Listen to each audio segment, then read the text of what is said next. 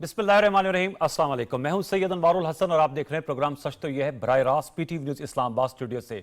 आज की सबसे बड़ी पेशरफ्त सुप्रीम कोर्ट ऑफ पाकिस्तान की जानिब से मखसूस नशिस्तों के तफसीली फैसला आज जारी कर दिया गया है, जिसमें यह कहा गया है सुप्रीम कोर्ट ऑफ पाकिस्तान की जानिब से कि इलेक्शन कमीशन का 1 मार्च का फैसला आइन से मुतसादम है। मजीद तफसीली फैसले में लिखा गया जो 70 सफ़ात पर मुश्तमिल है और जस्टिस मंसूर अली शाह साहब ने तहरीर किया है कि सुप्रीम कोर्ट की जिम्मेदारी है कि वो वोटर्स के हकूक का तहफ़्फ़ुज़ करे। वाज़ेह रहे कि 12 जुलाई को जो फुल कोर्ट था सुप्रीम कोर्ट का 13 रुकनी ऑनरेबल जज साहिबान का 8-5 के तनासिब से फैसला आया था, जिसमें मखसूस नशिस्तों के हवाले से उन्होंने ये फैसला दिया था कि पाकिस्तान तहरीक इंसाफ को ये दे दी जाए और इसके लिए एक तरीक़ाकार भी खुद से सुप्रीम कोर्ट ने वज़ा किया था कि पहले तो आइन में तो है कि 3 दिन के अंदर आज़ाद रुकन अपनी पार्टी वाबस्तगी ज़ाहिर कर सकता है। इसमें यह कहा गया कि वो 15 दिन में ज़ाहिर कर सकता है। इसके अलावा जिन्होंने एक दफ़ा अपना हल्फनामा जमा कराया है वो दोबारा अपना हल्फनामा जमा करा के पाकिस्तान तहरीक इंसाफ में जा सकते हैं। आपके इल्म में होगा कि सुन्नी इत्तेहाद काउंसिल में पाकिस्तान तहरीक इंसाफ के बेशतर अरकान 80 के करीब अरकान ने शमूलियत इख्तियार की थी जब वो आज़ाद हैसियत से जीते थे, और जो 8 अरकान हैं वो आज़ाद ही रहे थे। इस फैसले के बाद हमने देखा कि इस पर रिएक्शन आया है वफाकी वजीर कानून सेनेटर आजम नज़ीर तारड़ साहब का, जिन्होंने प्रेस कॉन्फ्रेंस की और इसमें उन्होंने कहा कि सुप्रीम कोर्ट ऑफ पाकिस्तान की जानिब से अब तफसीली फैसला आ गया है, जो रिव्यू का हक है वो इस वक्त मौजूद। इस सिलसिले में उनकी प्रेस कॉन्फ्रेंस का हमने एक हिस्सा आपके लिए मुंतखब किया है, आइए वो आपको सुनाते हैं। ये जो प्रोसीडिंग्स की नेचर थी इसमें तो 185(3) होने की वजह से इसमें CPC अप्लाई करता है, यानी कि पार्टीज़ कोर्ट के सामने कौन सी हैं, कौन रिलीफ मांगने आया है, किसने अपना मुकदमा दायर कर रखा है और प्रेयर क्या है, इस्तदा क्या की है, तो उसके अंदर रह के ये फैसले होते हैं। तो ये एक नई जुरिस्प्रूडेंस है मेरी नज़र में बतौर स्टूडेंट ऑफ लॉ के, जिसकी वजह से ज़्यादा कन्फ्यूजन है। पार्लिमान की कानून साजी का इख्तियार है वो कुल्ली है, और अदालती फ़ैसले जो हैं उनको जो पार्लिमान की कानून साजी है, लेजिस्लेचर की तरफ से बनाया गया कानून, वो उन फैसलों पे फायक होगा। जी, आपने उनकी गुफ्तगू सुनी। हम आज की नशिस्त के पहले हिस्से में सुप्रीम कोर्ट ऑफ पाकिस्तान का जो तफसीली फैसला आया है इसके कानूनी और सियासी असरात पर गुफ्तगू करेंगे। प्रोग्राम के दूसरे हिस्से में हम एक बड़ा अहम इशू है, इंटरनेशनल इशू है, मिडल ईस्ट मशरक़ वस्ता में कशीदगी बढ़ती जा रही है और इसराइल ने गज़ा पे हमले के बाद, जिसको अब लगभग 1 साल होने को है, 7 अक्टूबर को के बाद उन्होंने हमला किया था, लबनान में अपने जो कशीदगी है और पुरतशद्दद कार्रवाई है उनका रुख लबनान की तरफ मोड़ दिया है। इससे पहले जब लास्ट वीक हम प्रोग्राम कर रहे थे तो हमने आपके साथ पूरा सेगमेंट एक शेयर किया था कि किस तरह इसराइल ने साइबर अटैक्स किए थे लबनान में, पेजर्स और वॉकी टॉकी में को मैनिपुलेट करके, जिससे काफ़ी शहादतें हुई थी। लेकिन अब जो है वो फ़िज़ाई हमले शुरू कर दिए हैं और जो उनके ताज़ा इसराइली जारियत है इसमें 182 अफराद जो हैं वो शहीद हुए हैं, बहुत बड़ी तादाद है, और 750 से ज़्यादा ज़ख्मी हुए हैं। हत्ता कि अमरीकी सदर जो बाइडन ने भी इन हमलों पर गहरी तशवीश का इजहार किया। तो इस हवाले से हम ज़रूर गुफ्तगू कर रहे होंगे कि इसका मंतकी अंजाम क्या नज़र आता है। इसराइल तो एक बदमस्त हाथी की तरह इस वक्त हमले कर रहा है, क्या वो चाहता है कि पूरा खित्ता जो है वो इस जंग की लपेट में आ जाए, इस पर भी हम तबसरा करेंगे। और आज बड़ा अहम दिन मनाया गया है। सऊदी अरब जो ब्रादर इस्लामी मुल्क है उनका 94वां कौमी दिन था, 94th कौमी दिन था, और इस मौके की मुनासबत से तकरीब का एहतमाम किया था सऊदी सफारत खाने में, जिसमें सदर मुमलिकत जनाब आसिफ अली जरदारी साहब ने शिरकत की। उन्होंने इस मौके पर खिताब करते हुए कहा कि सऊदी अरब पाकिस्तान के बरादराना ताल्लुकात हैं और हम एक दूसरे से जुड़े हुए हैं। हमारे लिए सबसे जो मुकर्रब और अजीज़ शहर हैं मक्का और मदीना वो सऊदी अरब में मौजूद हैं, और पाकिस्तान के साथ तारीख़ी एतबार से बड़े गहरे मरासिम हैं। वज़ीर आज़म मोहम्मद शहबाज शरीफ साहब ने भी इन्हीं जज्बात का ख्याल किया, इजहार किया है सऊदी अरब के कौमी दिन की मुनासबत से। तो मैंने कहा ये भी मैं आपके सामने रखूँ। प्रोग्राम के पहले हिस्से में जिन मौजूद मेहमानों ने हमें ज्वाइन किया उनका तारुफ आपसे करा देता। हमें ज्वाइन किया है हाफिज एहसान खोकर साहब ने, सुप्रीम कोर्ट के लॉयर हैं, माहिर कानून है, आपका बहुत शुक्रिया। हमें ज्वाइन किया अहमद बिलाल महबूब साहब ने, सरबराह पिलडेट के, आपका सर बहुत शुक्रिया। और दौरान गुफ्तगू इफ्तिखार अहमद साहब जो सीनियर जर्नलिस्ट एनालिस्ट वो हमें ज्वाइन करेंगे। अहमद बिलाल महबूब साहब से मैं गुफ्तगू का आगाज करना चाहूँगा। अहमद साहब अस्सलाम वालेकुम। वालेकुम अस्सलाम। अहमद बिलाल महबूब साहब, सुप्रीम कोर्ट का तफसीली फैसला सामने आ गया, इसकी बहुत चूंकि डिटेल जजमेंट है, 70 सफ़ात पर मुश्तमिल है। मैंने तो चीदा चीदा नुकात सामने रखे। मैं आपकी राय जानना चाहूँगा। अभी हमने आपको वीडियो क्लिप भी सुनाई आजम रजीद तारड़ साहब की। वो कह रहे थे कि as a student of law इससे मजीद कंफ्यूजन फैलने का खदशा है। आपको क्या नजर आता है? सुप्रीम कोर्ट ने तो आज अपने फैसले में कहा है कि जो उनका फैसला है उस पर अमल किया जाए, अगर नहीं किया जाएगा तो उसके कॉन्सिक्वेंसेस होंगे। कंटेम्प्ट ऑफ कोर्ट का भी जिक्र है। आपको क्या सूरत हाल बनती दिखाई दे रही है? बहुत शुक्रिया अनवार साहब। बिलाखिर ये तफसीली रीजंस आ गई हैं, ये बहुत अच्छी बात है। लेकिन बहुत अच्छा होता अगर ये इससे पहले आ जाते। ये तकरीबन 2 महीने और 10 दिन की ताख़ीर से आई हैं।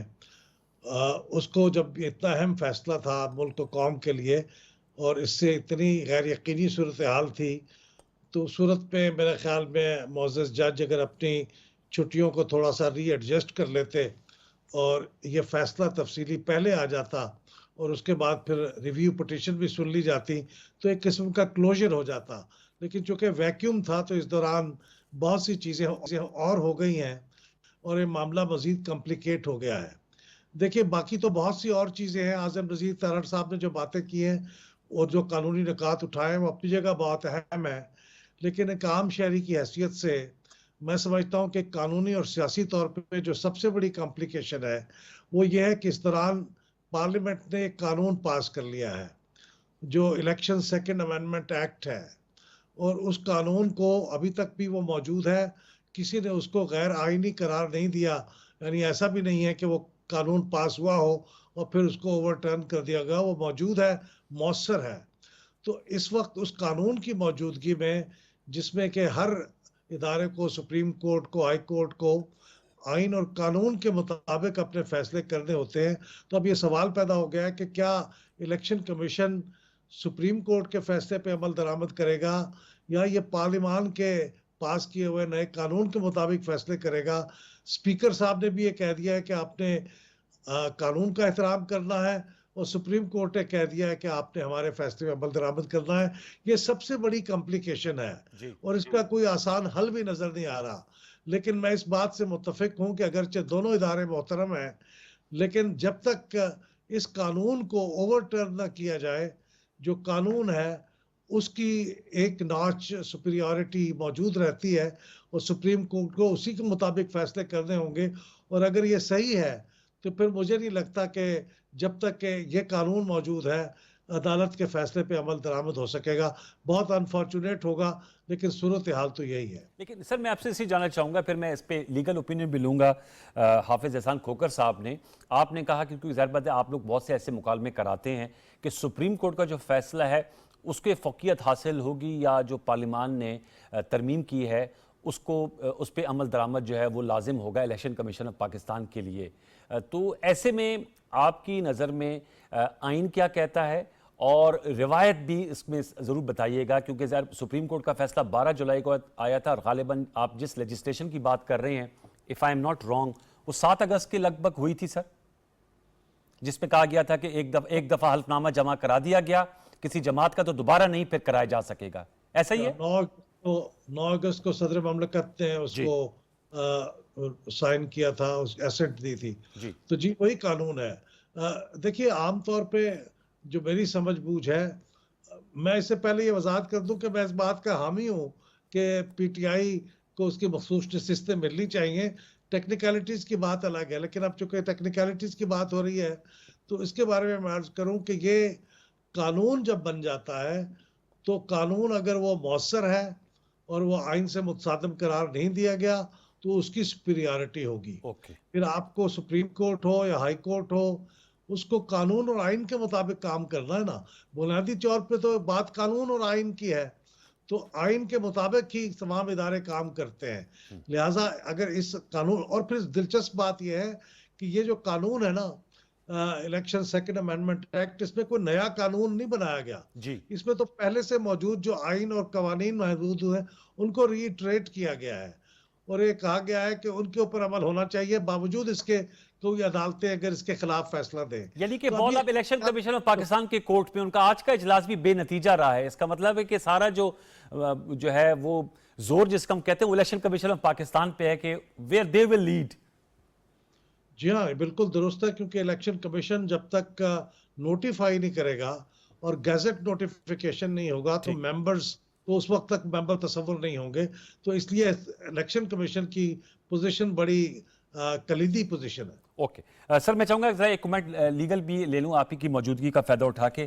کھوکھر صاحب آپ بتائیے گا، جو نقطہ بڑی وضاحت کے ساتھ رکھا ہے احمد بلال محبوب صاحب نے، آپ قانون کی روشنی میں بتائیے گا کہ کس سے پھر پریسیڈنس حاصل ہوگی. یہ تو اب اس میں تھوڑی وضاحت بھی طلب ہوگی. سپریم کورٹ کا آج کا فیصلہ آتا ہے، اسی کی کنٹینیوشن ہوتی ہے. آپ تو لائر ہیں، تفصیلی فیصلہ آنا، اور ساتھ میں جو ہے وہ آئین میں ترمیم بھی کی گئی ہے، ایکٹ آف پارلیمنٹ بھی لایا گیا ہے. بسم اللہ الرحمن الرحیم. انوار، دو چیزیں بڑی واضح ہیں. ایک یہ ہے کہ کیا آپ اگر اس کو، جو آپ کا ایک پولیٹیکل آپٹکس ہے، اگر آپ اس کیس کو اس اینگل سے دیکھیں گے تو آپ کو اس کے ریزلٹس کچھ اور ملیں گے. لیکن اگر آپ اس کو لیگل یا کانسٹیٹیوشنل آپٹکس کے اندر دیکھیں گے تو اس کے اندر پھر آپ کو کانسٹیٹیوشن یا لیگل آپٹکس میں جانا پڑے گا. اب سپریم کورٹ نے کیا کیا ہے کہ سپریم کورٹ کا کام فرسٹ یہ ہے کہ وہ لیگل اور کانسٹیٹیوشنل آپٹکس کو دیکھے. اگر وہ کراس ہوتے ہیں وہ آپٹکس تو پھر آپ پولیٹیکل آپٹکس کی طرف چلے جائیں. اب یہ جو فیصلہ آیا ہے یہ بنیادی طور پہ پولیٹیکل آپٹکس کے اوپر آیا ہے، چونکہ پولیٹیکل آپٹکس کے لیے اس لیے آیا ہے کہ یہ فیصلہ آیا ہے آرٹیکل 17 کی بنیاد کے اوپر، جو پاکستان کے اندر پولیٹیکل پارٹیز کو ایڈریس کرتے ہیں کہ آپ پارٹی بنا سکتے ہیں یا آپ پاکستان کا عام آدمی اس پارٹی کو جوائن کر سکتا ہے. لیکن اس کے ساتھ ساتھ یہ ہے کہ وہ پولیٹیکل پارٹی اگر بنتی بھی ہے تو وہ پاکستان کے جو دوسرے آرٹیکلز ہیں ان کو بھی انہیں فالو کرنا چاہیے، اور دوسرا اس آرٹیکل کے نیچے جو لاز بنتے ہیں یا بنیں گے اس کو بھی ان کو فالو کرنا چاہیے. اب سپریم کورٹ نے ایک سیکلوژن کے اندر جا کے فیصلہ دیا، اور فیصلہ وہ دیا کہ جو کنٹروورسی ان کے پاس آئی تھی وہ 8 فروری کے الیکشن کے بعد کی تھی. یعنی کہ 8 فروری کا الیکشن ہوا، اس کے اندر مختلف پارٹیز جیتیں اور انہوں نے اپلائی کر دیا ریزرو سیٹ سے under article 51 of the constitution, اور وہاں کے اوپر پی ٹی آئی جو تھی اس نے ایک آپشن یوز کیا کہ بجائے وہ خود اس چیز کے اندر آتی، انہوں نے ایس آئی سی کو ایز اے پراکسی کے طور پہ استعمال کیا. اور جب پراکسی کے طور پہ استعمال کیا اور انہیں پتا تھا اس چیز کے اندر چونکہ الیکشن لاز یا آپ کا آرٹیکل 51 یا آرٹیکل 106 بڑا واضح ہے کہ صرف وہی پولیٹیکل پارٹی جو ہے وہ ایلوکیشن آف ریزرو سیٹس کے لیے انٹائٹل ہے کہ جس نے الیکشن سمبل کے اوپر as a political party election لڑا ہو، اس نے سیٹ سیکیورڈ کی ہوں، اس نے سیٹس جیتی ہوں، اور اس کو انڈیپینڈنٹ کینڈیڈیٹس 3 دن کے اندر جو ہیں وہ جوائن کریں. اور وہ سارا پروسیس جو ہے وہ الیکشن سمبل والا جو ہے اس کے متعلق پاکستان کے الیکشن ایکٹ کے اندر سیکشن 209 210 کے اندر ایک سرٹیفکیٹ جو الیکشن کمیشن ڈکلریشن دے، اور سیکشن 215 کی کمپلائنس جو وہ پوری ہو. اب اس کانٹیکس کے اندر انہیں پتا تھا اس چیز کے اندر، تو انہوں نے لیگل سٹریٹجی کی بجائے ایک پولیٹیکل سٹریٹجی کی طرف چلے گئے. جب اس پولیٹیکل سٹریٹجی کی طرف گئے تو جس پولیٹیکل پارٹی کو لے کے گئے اس کا نشان تو موجود تھا، اس کی رجسٹریشن بھی موجود تھی، لیکن اس نے ایز اے پارٹی کے طور پہ الیکشن لڑا نہیں تھا. سنی اتحاد کونسل نے نہ اس نے ریزرو سیٹس کے لیے اپلائی کیا تھا سیکشن 104 کے اندر. اور جب الیکشن کمیشن نے اس سے پوچھا کہ آپ کا وومن سیٹس کے اندر جو آپ نے کینڈیڈیٹس کھڑے کرنے ہوتے ہیں 95 کے نیچے لسٹ کدھر ہے، تو انہوں نے کہا جی ہم نے لڑائی نہیں ہے. اب جب 28 فروری کو آیا اور 1 مارچ کو فیصلہ ایشو آیا تو 4-1 سے فیصلہ آ گیا. اس کو قلمدم کیا جو اس میں کہا ہے. نہیں میں آپ سے کہہ رہا ہوں جب وہ 4-1 سے آیا، سپریم کورٹ کے جو تفصیلی فیصلے میں یکم مارچ، اب اس فیصلے کی بات کریں 1 مارچ کا اور اس کے بعد 28 مارچ کا. اب یہ ہے انوار کہ جب وہ فیصلہ آیا تو 4-1 سے آیا. اس کے بعد پشاور ہائی کورٹ جب سپریم کورٹ کے پاس معاملہ گیا تو نہ پی ٹی آئی پارٹی تھی، نہ ان کی پریئر تھی، نہ ان کا کوئی کاز آف ایکشن تھا، اور معاملہ چلتے چلاتے جو ہے وہ ایس آئی سی کو جنہوں نے ریجیکٹ کر کے یہاں پہ گئے. اب یہاں پہ 2 چیزیں بڑی امپورٹنٹ ہیں. لیکن اس پہ میں آپ سے ایک سوال بھی ضمناً کروں گا، میں ساتھ میں افتخار احمد ایک سیکنڈ میں کروں پھر. کیا اب یہ ہے کہ کیا پاکستان کا آرٹیکل صرف 17 ہی ساری سچویشن کو ایڈریس کرے گا؟ تو اس کا مطلب یہ ہوا کہ پاکستان کی سپریم کورٹ نے آرٹیکل 51 کی جو لینگویج ہے یا آرٹیکل 106 اسے سبسیوینٹ کر دی آرٹیکل 17 کے، جو کسی بھی صورت بنتا نہیں ہے. اور دوسرا جب آرٹیکل 51 کی پلین لینگویج آپ کے سامنے، 106 کی آپ کے سامنے ہے، تو اس کے اندر آپ کی جو انسرشن ہے یہی سے وہ پوائنٹ ہے کہ یہ رائٹنگ آف دا کانسٹیٹیوشن یا ریڈنگ انٹو دا کانسٹیٹیوشن ہے کہ آپ نے ایک ایسا کام کیا جو کانسٹیٹیوشن کے اندر موجود ہی نہیں ہے, اور آپ نے انکنکلوزیو فیصلہ دیا جو 12 جولائی کا تھا. اگر وہ کنکلوزیو فیصلہ آتا تو شاید جو 7 اگست کی امینڈمنٹس تھی ان کا ویٹیج کچھ اور ہو رہا تھا. آپ نے 14 کو کیا, لہٰذا وہ لا موجود ہے, وہ لا آف لینڈ موجود ہے, اور دوسرا آرٹیکل 17 کی بنیاد کے اوپر پاکستان کے دوسرے آرٹیکلز یا دوسرے لاز کو ریڈنڈنٹ یا ڈس فنکشنل نہیں کیا جا سکتا. جی وہ آپ کا نقطہ آ گیا تھا. افتخار صاحب السلام علیکم. وعلیکم السلام. افتخار صاحب کیسے آپ نے گفتگو سنی؟ حافظ احسان کھوکھر صاحب بڑے ایلوکینٹ ہیں, انہوں نے بہت سے آئین کے آرٹیکلز کا ذکر کیا. احمد بلال محبوب صاحب ہمارے بہت ہی قابل قدر مہمان ہیں, انہوں نے اپنی رائے دی تھی. میں آپ سے جاننا چاہوں گا, آپ اس حوالے سے بتائیے گا افتخار صاحب کہ آپ کو کیا نظر آ رہا ہے؟ سپریم کورٹ کا تفصیلی فیصلہ آ گیا ہے اور وہ فیلڈ میں ہے, ساتھ میں ہمارے جو 2 آنریبل گیسٹ ہیں ان کا کہنا ہے کہ لیجسلیشن بھی فیلڈ میں ہے, لا آف دا لینڈ ہے. تو اب الیکشن کمیشن جو ہے ان کی کورٹ میں بال آ گئی ہے, کیا کہیں گے؟ پہلے بات ہے کہ ایک پارٹی جو فریق کی نہیں ہے, اور آج کے اس تفصیلی فیصلہ جو صاف ظاہر پہلے لکھ کے رکھا ہوا تھا, میں 383 ٹائمز پی ٹی آئی کا نام منشن کیا گیا اس فیصلے میں 383 ٹائمز. جی کمال کی بات نہیں ہے, وہ پٹیشنر ہی نہیں ہے سر. اس پہ لیکن ساتھ میں یہ بھی لکھا ہے کہ انہوں نے پٹیشن دی تھی, کنول شوزب صاحبہ نے اس کو شاید ایڈمٹ نہیں کیا تھا, لیکن انہوں نے کہا کہ یہ عام سول کیسز سے مختلف کیس ہے, یہ لوگوں کے حق حکمرانی کا کیس ہے. یہاں پہ پٹیشن کون تھا؟ جی انہوں نے کہا فیصلے میں آپ نے مجھ سے بہتر پڑھا ہوگا, ان کا پٹیشن آئی ہوئی تھی, وہ پھر حافظ صاحب بتائیں گے کوئی لیگل ٹرم یوز کی کہ شاید وہ پہلے ایڈمٹ ہوتی ہے. انوار یہ آیا تھا کہ انہوں نے کہا جی کہ امپلیڈمنٹ کی تھی, بنیادی طور پہ جو کاز آف ایکشن تھا وہ پشاور ہائی کورٹ کا تھا, اور پشاور ہائی کورٹ کے متعلق یہ کہا گیا ہے کہ انہیں ریمانڈ کر دینا چاہیے تھا. اگر پشاور ہائی کورٹ نے ریمانڈ نہیں کیا تو سپریم کورٹ اس کو ریمانڈ کر دیتی, کیوں اس نے فیصلہ کیا. اور دوسرا آرٹیکل 187 جس پہ انلیمیٹڈ کہا ہے, اس کے اندر بھی وہ subject to law and constitution, اور 5th کانسٹیٹیوشن امینڈمنٹ آ گئی ہے. سپریم کورٹ لیجسلیٹو رول بھی نہیں لے سکتی, اور سپریم کورٹ جو ہے کانسٹیٹیوشن سے اوپر بھی نہیں جا سکتی, وہ قانون اور آئین کے نیچے رہ کے فیصلہ. افتخار صاحب سر پلیز آرگومنٹ مکمل کیجئے گا. افتخار صاحب کا آرگومنٹ وہی ہے جو ان کا آرگومنٹ ہے. الیکشن ہی ایشو نہیں ہے, اور ایک ایسی سیاسی جماعت جس کے میں لکھا ہوا ہے کہ اس کا رکن صرف مسلمان ہو سکتا ہے, جی, اور وہ کلیم کرے کہ اقلیتوں کی سیٹیں بھی اس کو دے دی جائیں. کیا بات ہے یار. یہ تو سر یہ حافظ کھوکھر صاحب سے اگر آپ کی اجازت سے میں ڈائریکٹ کروں گا, وہ سپریم کورٹ کے لائر ہیں, وہ بہتر انداز میں اس کو بتا سکیں گے. سر یہ جو نقطہ بار بار اٹھا رہے ہیں افتخار صاحب کا آرگومنٹ ہے وہ یہ ہے کہ پاکستان کے آئین اور قانون سے کوئی ابو نہیں ہے, اور اگر آپ نے کوئی فیصلہ کرنا ہے تو آپ نے اس کے اندر رہتے ہوئے کرنا ہے. اب یہ ہے کہ کیا پاکستان کی سپریم کورٹ نے جو فیصلہ کیا ہے یہ پاکستان کے آئین کے اندر یا انہیں جو اختیار تھا اس کے اندر رہ کے کیا ہے, تو وہ نہیں کیا اس کے اندر. یہی وہ وجہ ہے کہ ہمارا جو جوڈیشل ایکٹیویزم ہے ہر جگہ کے اندر ہم گئے, ہم نے اس ملک کے پرائم منسٹرز بھی گھر بھجوائے, ہم نے اقامہ سے جو ہے وہ اس کو بھی لے کے آئے, پناما سے آرٹیکل 60 نہیں, اس کے لیے یہ ہے نہیں, اب اس کے لیے یہ ہے کہ میرا یہ خیال یہ ہے کہ اب پارلیمنٹ اگر اس سائٹ پہ گئی ہے تو اپنے ایجنڈے کو کلیئر کرے. کلیئر یہ ہے کہ وہ آپ کا جو کانسٹیٹیوشن امینڈمنٹ والا ہے اس کے اندر سپریم کورٹ کے ساتھ ساتھ ہائی کورٹ فوکس کریں, آپ ڈسٹرکٹ کورٹس فوکس کریں, گورننس بیوروکریسی دیکھیں, اور پارلیمنٹ سرٹن چیزوں کو لائن ڈرا کرے کہ یہ پاکستان کی پارلیمنٹ کا اختیار ہے, اس کو کوئی ایکسیڈ نہیں کر سکتا, یہ پاکستان کی سپریم کورٹ ہے, اس سے باہر جا نہیں سکتی. کیونکہ ہوا یہ ہے کہ سپریم کورٹ کی جتنا بھی جوڈیشل ایکٹیویزم یہ ایکسیڈ آیا ہے اس کو اسی پارلیمنٹ کی پولیٹیکل پارٹی سپورٹ کرتی رہی ہے, اور یہی وہ وجہ ہے کہ جس کی وجہ سے ہوا یہ ہے کہ آپ کا سپریم کورٹ جو ہے, آپ کا سپریم ہر دفعہ کوئی نہ کوئی ایسا فیصلہ کرتا ہے جس کو پھر بعد کے اندر آ کے کوئی نہ, آپ نے دیکھا 62(1)(f) کا آیا, کوئی میعاد مقرر نہیں تھی, لیکن پاکستان کی سپریم کورٹ نے لائف ٹائم ڈکلریشن کیا اور آپ نے دیکھا کہ وہ ریورس ہوا. میں یہ سمجھتا ہوں کہ بجائے اس چیز کے اندر جانے کے ہمیں اپنے پیریفینیریا کو, اپنے جورسڈکشن کو within the law and constitution لے کے آنا چاہیے, نہیں تو یہ پولیٹیکل ٹرمائل یا کانسٹیٹیوشن پاکستان کے مفاد میں نہیں ہے. سر پارلیمنٹ کو بھی چاہیے کہ کلیئرٹی کے ساتھ وہ جو مسودہ ہے وہ بھی اپنے ممبران کے ساتھ شیئر کریں. جی افتخار صاحب. مائی ڈیئر اینکر, پارلیمنٹ بڑی کلیئر ہے. اس سے پہلے پاکستان کے دو پرائم منسٹر نکالے گئے ہیں, سر وہ پرائم منسٹر جو کروڑوں ووٹوں کو ریپرزینٹ کرتے ہیں, اور یہ لوگ جو نکالنے والے تھے یہ بائی پروڈکٹ ہیں حسین کی. یہ اس بحث میں مت الجھو.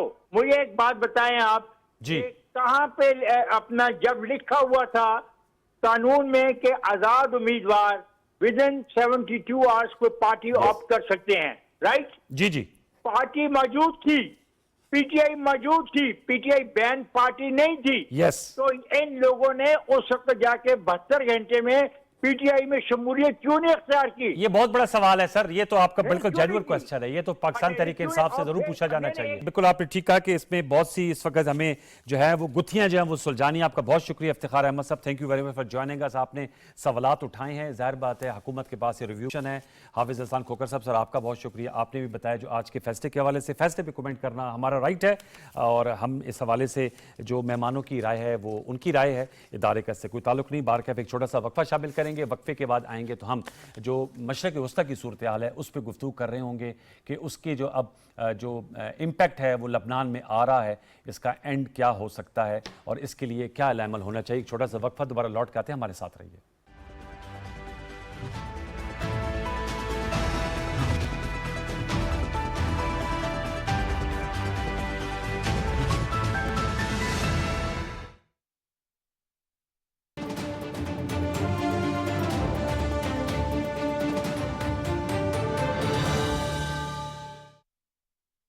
الله أكبر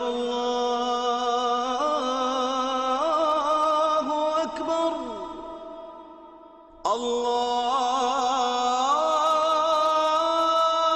الله أكبر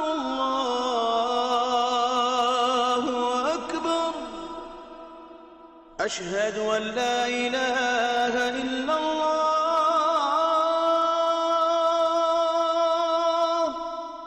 أشهد أن لا إله إلا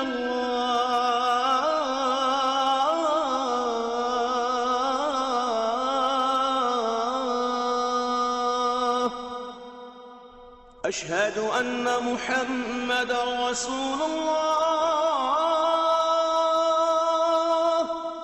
أشهد أن محمدا رسول الله حي على الصلاة حي على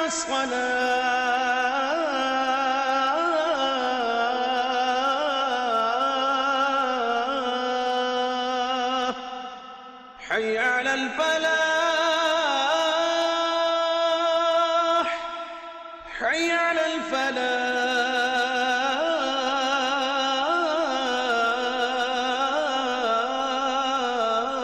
الفلاح الصلاة خير من النوم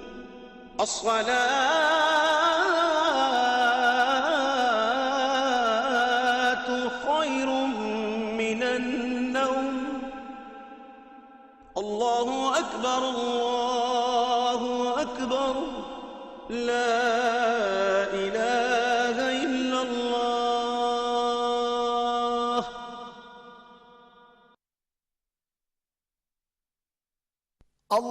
اللهم صل على محمد وعلى آل محمد كما صليت على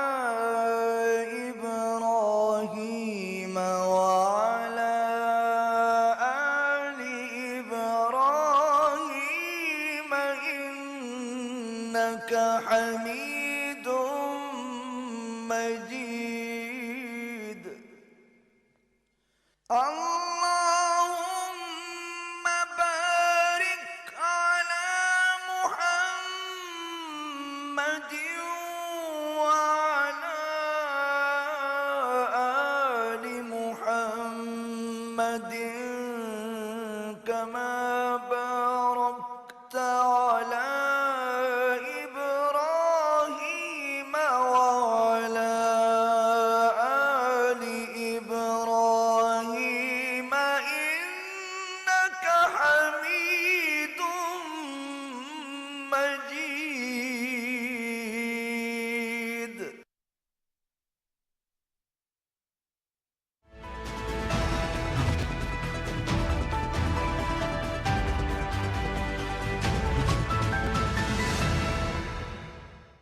वेलकम बैक व्यूअर्स। हम गुफ्तगू करेंगे मशरक़ वस्ता की जो लेटेस्ट सिचुएशन है। लबनान में खौफनाक किस्म की बमबारी की है इसराइल ने, जिसमें मैंने जैसे प्रोग्राम की इब्तिदा में बताया था ख़वातीन बच्चों समेत 182 अफराद शहीद हुए हैं और 750 ज़ख्मी हुए हैं।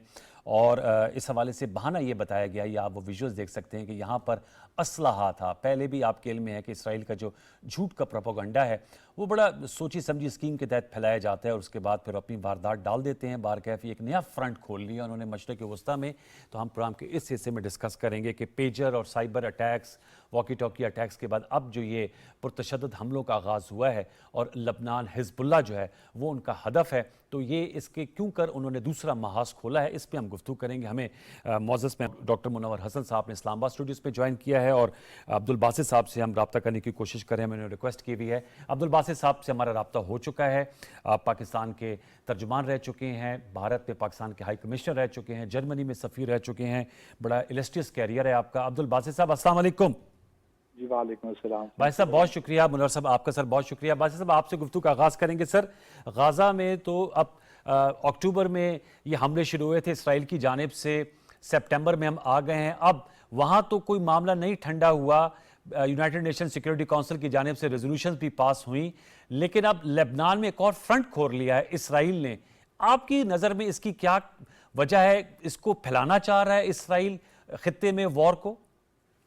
जी बिस्मिल्लाहिर्रहमानिर्रहीम। देखिए 7 अक्टूबर पिछले साल से अब तक जो कुछ हुआ, जो शुरू में तो इसराइल की यही स्ट्रेटजी थी कि उस वक्त दो फ्रंट ना खुलें, चूंकि उनका ख्याल यही था और ऑब्जेक्टिव यही था कि पहले वो हमास से निपट लें। इसीलिए वो सीज फायर के हवाले से ही बातें करते रहे और जो हॉस्टेजेस हैं, प्रिजनर्स हैं, उनका स्वैप की बातें भी होती रहीं। तो उनकी ख्वाहिश यही थी कि उस वक्त वो हमास से उनको डेसिमेट करना चाहते थे। तो उनको एक टाइम पीरियड चाहिए था हिजबुल्लाह के साथ डील करने के लिए। तो मेरा अपना ख्याल ये है कि एक शायद मिसकैलकुलेशन हुई है ईरान से भी, कुछ हमास से भी और कुछ हिजबुल्लाह से भी। असल वक्त तो वही था टू फ्रंट क्रिएट करने का, जो वो नहीं कर सके। अब इसराइल ने, चूंकि आप देखिए गजा में हमास को तकरीबन 80% के करीब तो उनका इंफ्रास्ट्रक्चर तबाह बर्बाद करके रख दिया है, बल्कि इस्माइल हानिया की शहादत भी हो गई तेहरान में ही। तो हमास में वो कैपेसिटी नहीं रही कि वो इसराइल के खिलाफ कोई अब मजीद बड़े कॉन्सिक्वेंशियल एक्शन ले सके। अब चूंकि हमास से वो डील किसी हद तक कर चुके हैं, तो अब हिजबुल्लाह, चूंकि अगर आप देखिए तो इस वक्त नॉर्थ इजराइल से उन्होंने तकरीबन 60,000 जो सेटलर्स हैं वहाँ से डिस्प्लेस किए हैं।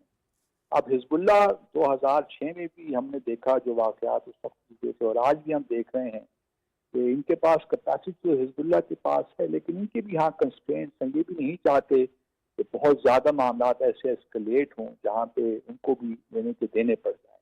तो अब सूरत हाल ये है कि जहाँ हमास और हिजबुल्लाह और ईरान सीज़फायर की बातें कर रहे हैं, वहाँ नेतन्याहू की चूँकि अपने डोमेस्टिक इशूज भी हैं और इस वक्त इनको मौका मिला हुआ है, यूएस में इलेक्शंस हो रहे हैं, तवज्जो भी इस वक्त नहीं है, तो यूक्रेन की वॉर भी जारी है। तो नेतन्याहू के अपने पॉलिटिकल इशूज हैं, करप्शन के, उनके साथ राइट विंग पार्टी के साथ कोalition भी है। तो मल्टीपल फैक्टर्स हैं और इस वक्त उनको ये मौका मिला हुआ है कि वो हिजबुल्लाह की जो कैपेसिटी है, उनके पास तकरीबन 1.5 लाख के करीब मिसाइल्स और प्रोजेक्टाइल्स हैं, तो वो उनको एक अपॉर्चुनिटी मिली है, उसका पूरा फायदा उठाएंगे हिजबुल्लाह की जो कैपेसिटी है उसको डैमेज करने के लिए। तो बाकी ये है कि मामला कहाँ रुकता है। मेरा अपना ख्याल ये है कि एस्केलेशन में बहुत ज़्यादा नहीं देख रहा, एक लेवल तक होगा, लेकिन हिजबुल्लाह को भी अपनी लिमिटेशंस का एहसास है और ईरान भी इस वक्त नहीं चाहता कि वो किसी ऐसे मामले में इस वक्त इंगेज हो। ये सूरत हाल है। सर ज़रा मेरे साथ रहेगा, आपने बड़े एलोबरेटली तमाम चीज़ों का अहाता किया। मैं जगह डॉक्टर मुनव्वर साहब, सर आप क्या कमेंट करेंगे? अब्दुल बासित साहब ने जो पूरा एक हमें बड़ी तस्वीर सामने रखी है कि इसराइल शायद इसको ज़्यादा मजीद एस्केलेट ना करे, लेकिन आफ्टर अकॉर्डिंग टू बासित साहब neutralising Hamas, now focus is on Hezbollah. मैं ये समझता हूँ कि इज़राइल इस वक्त टर्मोइल के अंदर है, डीप ट्रबल के अंदर है, because of internal politics, body politics बड़ी टर्मोइल के अंदर है। और एक सिविल वॉर जैसी कैफियत थी 7 अक्टूबर से पहले भी जुडिशरी के मामले पे, जब पावर उसके करटेल किए गए। उसके बाद नेतन्याहू की करप्शन के मामलात हैं اور اس کے ساتھ جو ایکسٹرنل ورلڈ کے اندر جو ان کا امیج تھا یا ان کو جو سپورٹ تھی ویسٹ کی پبلک کی طرف سے یا ان کی جو جسٹیفیکیشن تھی کہ سیکنڈ ورلڈ وار پیریڈ کے دوران جو ان کے ساتھ ہٹلر نے کیا فائنل سولوشن کے تحت، تو وہ اپنی پوزیشن کو جسٹیفائی کرتے تھے. تاریخی طور پہ اگر اسرائیل کے پیٹرن کو آپ دیکھیں تو ہمیشہ اسرائیل نے ایسکیلیشن کا سہارا لیا ہے اور اس کے ذریعے سے ایتھنک کلینزنگ کی ہے. اسرائیل کے پاس 4 آپشن رہے ہیں، یا تو وہ ڈیموکریٹک رہے اور وہ رہنا نہیں چاہتا بیکاز 7.3% فلسطینینز ہیں، 7.3% یہودی ہیں، فلسطینینز کا برتھ ریٹ زیادہ ہے، اور اگر ڈیموکریٹک اسرائیل ہوگا تو اس کا مطلب یہ ہے کہ فلسطینین کسی سٹیج کے اوپر حکومت لے لیں گے. دوسرا 2 اسٹیٹ سولوشن جو دنیا کے اندر مشہور ہے، جس کے لیے امریکہ بھی کرتا ہے اور یونائٹڈ نیشن کے اندر ریزولوشن بھی ہے، وہ اسرائیل ایکسیپٹ نہیں کرتا بیکاز پھر گریٹر اسرائیل کا خواب پورا نہیں ہوگا. یہی وجہ ہے کہ 68 ووٹ سے اسرائیلی پارلیمنٹ نے اس کو ریجیکٹ کیا.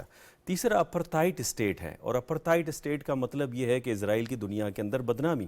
حالانکہ یہ حقیقت ہے، ساؤتھ افریقہ نے جو پٹیشن داخل کی ICJ کے اندر، اس میں اس کو اپرتھائٹ اسٹیٹ قرار دیا ہے اور ICJ نے کسی حد تک اس کو ریکگنائز بھی کیا ہے. لیکن اس سے بچنے کے لیے اسرائیل وار کو ایسکیلیٹ کرنا چاہتا ہے، اس کے ذریعے سے ایتھنک کلینزنگ کرنا چاہتا ہے.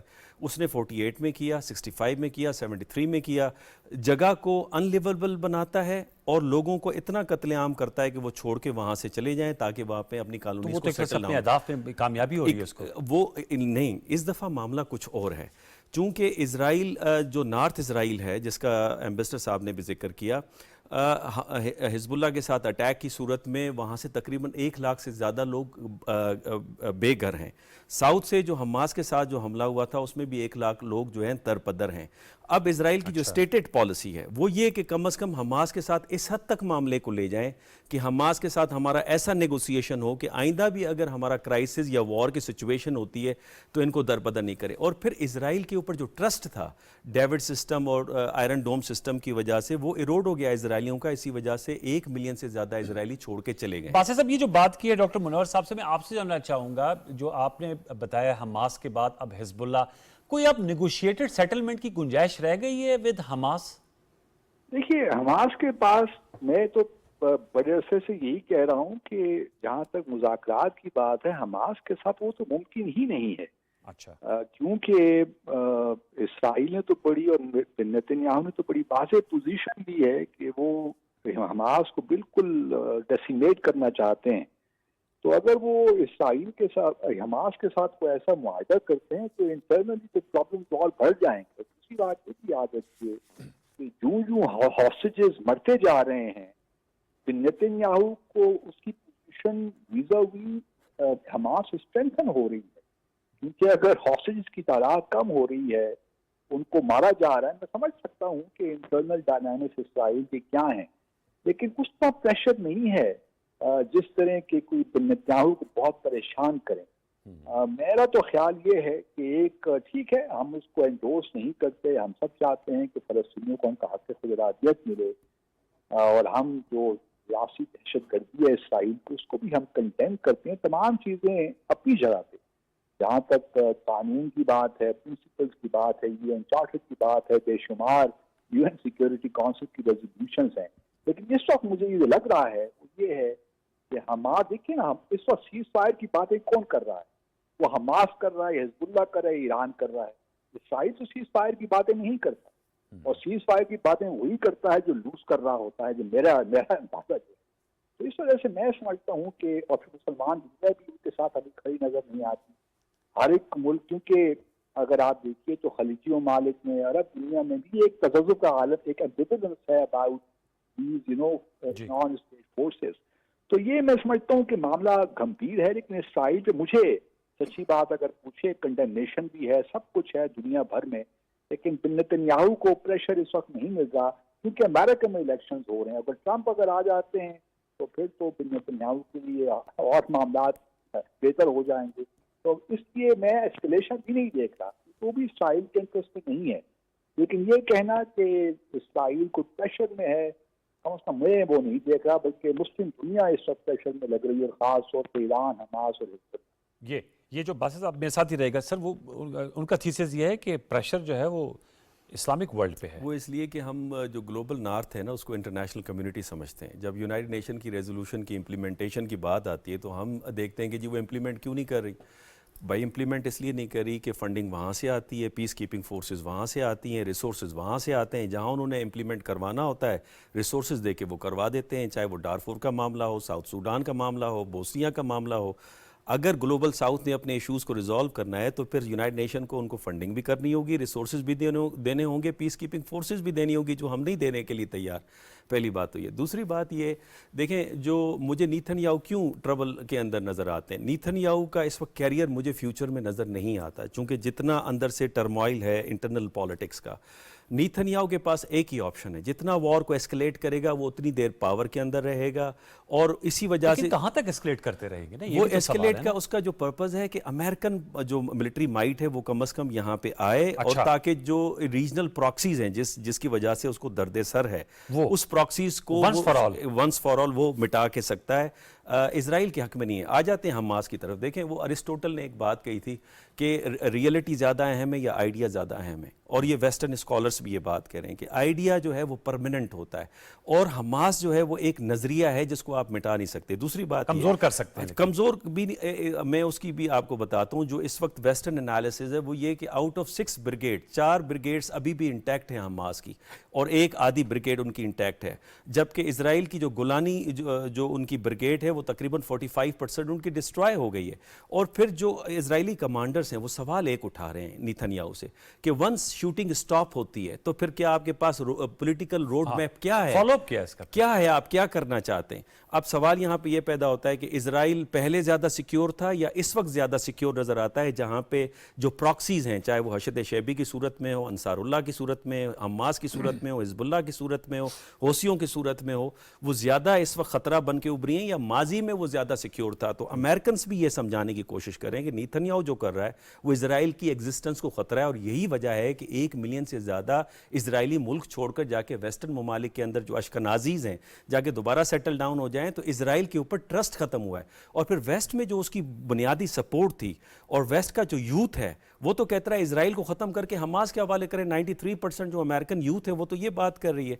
तो इसका मतलब ये है कि इमेज भी उसका ख़राब हुआ है, और जब यूनाइटेड नेशन ये बात कहे कि जो भी इजराइल ने स्टेप लिए हैं इल्लीगल हैं, और जब जहाँ तक एम्बेसडर साहब बात करें कि ईरान हो गया या दूसरे ममालिक हो गए वो सीज़ फायर की बात करें, देखिए वो नॉन बेस्ड इंटरनेशनल ऑर्डर की बात कर रहे हैं, जबकि जो इजराइल जिसमें काम करना चाह रहा है वो रियल पॉलिटिक के पैराडाइम में करना चाह रहा है कि पावर के ज़रिए से मैं चीज़ों को हैंडल करूं। लेकिन हमने देखा कि गज़ा की जो भी सूरत हाल हुई, लेकिन जो नैरेटिव है, जो हमदर्दी है, जो सिंपैथी है, वो तो इस वक्त हमास के साइड पे जा रही है। यहाँ तक कि जो अमेरिकन अलाए हैं वो भी एब्सटेन करते हैं वोट को जनरल असेंबली के अंदर, और 124 जो मेंबर्स हैं वो इसको फ़लस्तीन की हक के अंदर वोट देते हैं। तो सर ये जो हकायक बताए हैं डॉक्टर मुनव्वर साहब ने, बासित साहब, आप समझते हैं इसका कोई इम्पैक्ट पड़ेगा इसराइल पे? और आपकी नज़र में आपने भी कहा कि आपको नहीं लगता कि वो ज़्यादा एस्केलेट करना चाहें नेतन्याहू, उनका पॉलिटिकल फिर इसका रोड मैप क्या होगा? मतलब ये लामुतनाही तौर पे तो एस्केलेशन या जंग नहीं जारी रहेगी ना?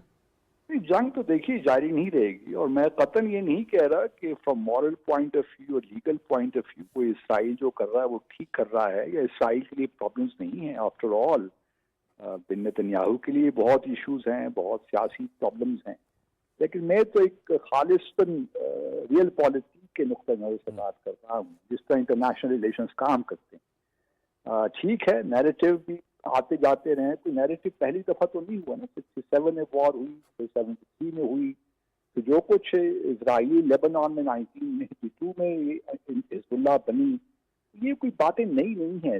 हम पहले भी इसी मोड़ पे आ चुके हैं। कश्मीर के हालात देखिए आप, मकबूजा जो भारत कर रहा है, वहाँ पे दुनिया को कोई ज़मीर जागा है?